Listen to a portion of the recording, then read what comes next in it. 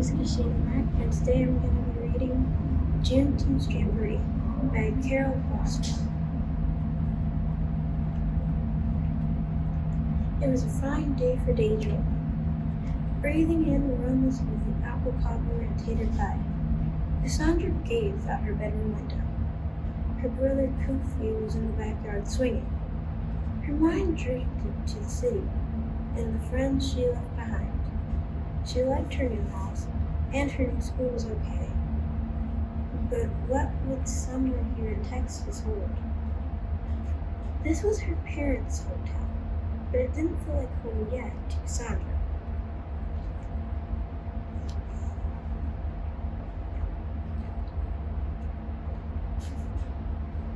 Cassandra raced into the kitchen, then stopped in her tracks.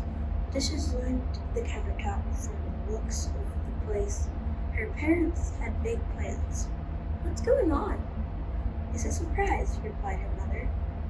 Cassandra thought for a moment. It wasn't anyone's birthday. "What kind of surprise?" she asked. "A Texas tradition," said her father, as he bent down to kiss the top of her head. "You'll see." Cassandra helped make red velvet cake, while her father fried chicken. Her dad was whistling, and every once in a while he danced over to her mother was working and twirled her around as if they were dancing at a fancy party. Cassandra loved surprises, and she was usually pretty good at guessing them. But this one had her stumped.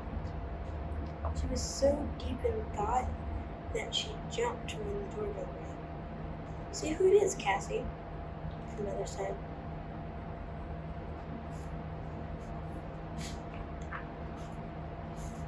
Cassandra could smell her Aunt Bet's rose even before she opened the door.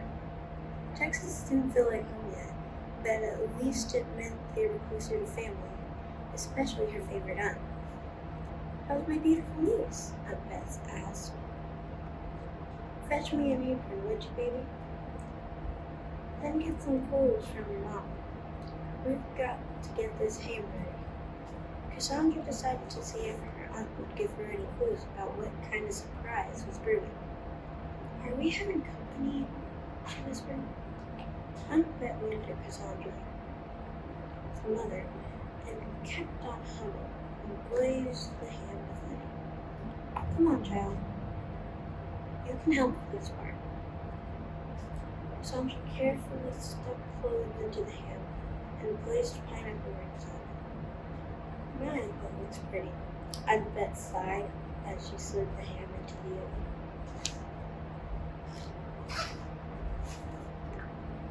Kofi and Dad busily snapped string beans while Mama began packing a picnic basket.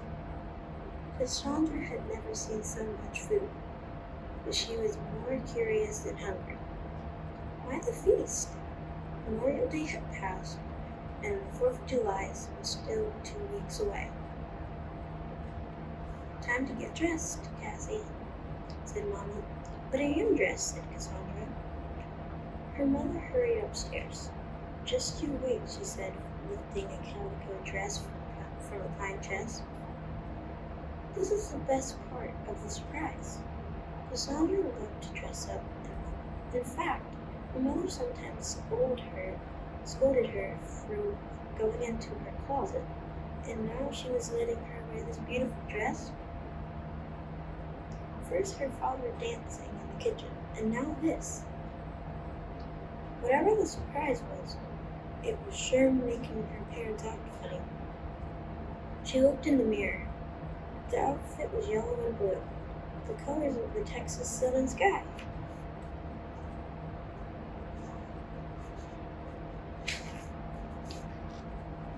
"My grandma made this costume for me when I was your age, and surprised me with it on the same day." "Costume?" said Cassandra. "It's not Halloween. June bugs are jumping and the leaves are all green." Dad honked the horn. Everyone piled into the car. Cassandra sat next to Kofi in the back seat.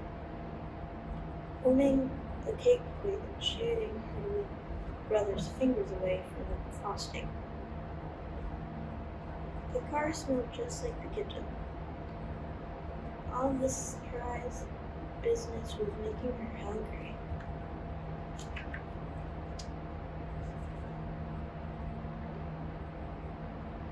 Within minutes, they arrived downtown. They parked at the church and left the food in the fellowship hall. Then they walked to the square. It seemed like the whole town was there.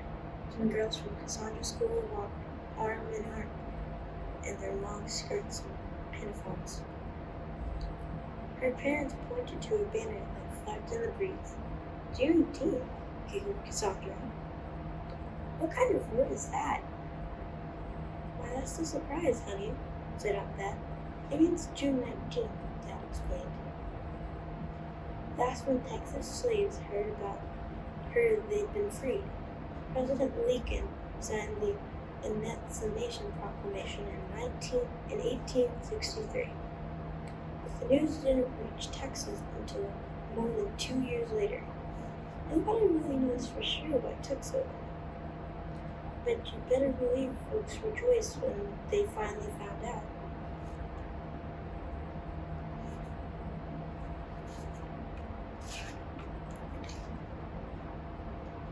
Imagine, said Mama.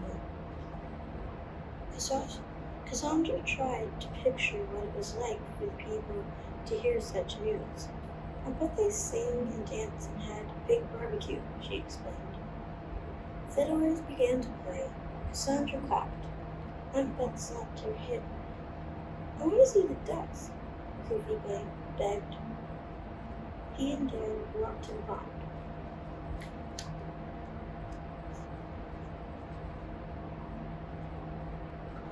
At a picnic table, Cassandra learned to make a cornhusk doll.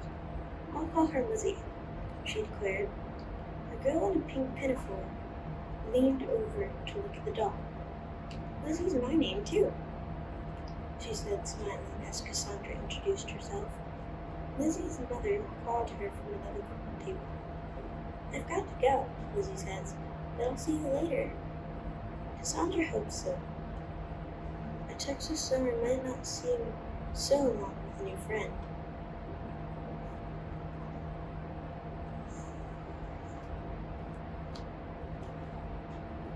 Look, balloons, yelled Goofy, tugging down across the square. The family weaved through the crowd to lure the balloon. Can I have one? Goofy blurted. Not so fast, the balloon man said, giving them slips of paper. First, sign your name. There's already writing on it, said Cassandra. Forever free, she read aloud. Here's the other side, said the man. He slid Cassandra's paper to the balloon, then blew it up while she helped Goofy write his name. Get onto it now, he urged, winking.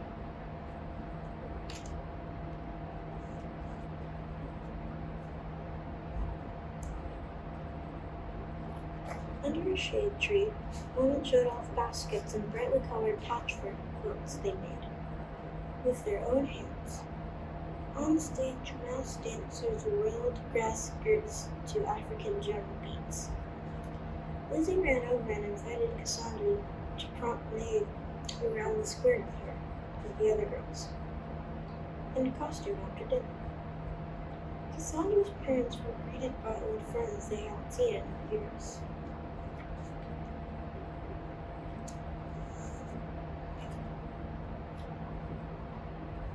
A bearded man carving a cane spun tales of the first Juneteenth. Some folks say the messenger took 2 years to reach these parts because his mule was slow.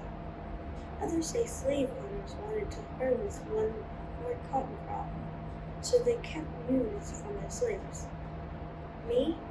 I don't know whether to blame the mule, the messenger, or the master. One thing is sure, though. Freedom was a long time coming, but it was mighty sweet, Cassandra heard her father whisper. Amen.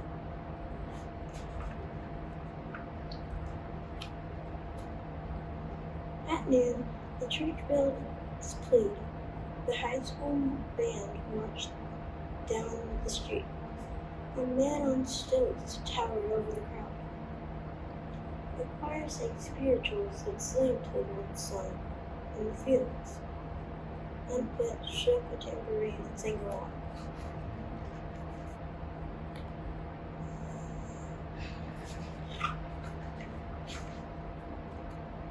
As the parade ended, the Grand Marshal said, when the cymbals sound, let go of your balloons at once. Clash, clink. Hundreds of balloons carrying messages of freedom floated towards the clouds. Cassandra's eye followed her balloon high up into the sky, until she could no longer see it. She could no longer tell it from others.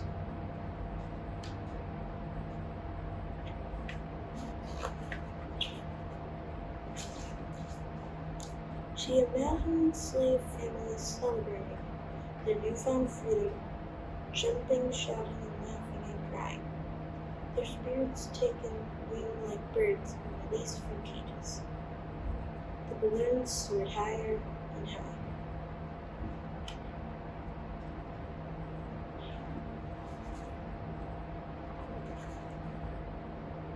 In the widest of her daydreaming, Cassandra felt Aunt Bet squeeze her hand, and glimpsed her wiping a tear. Don't be sad, said Aunt Bet. We'll get another balloon one day. I'm not sad, honey, just filled up. I'm so thankful that you're home and we're all together. Me too, said Cassandra, giving her a great big hug. Me too. The end.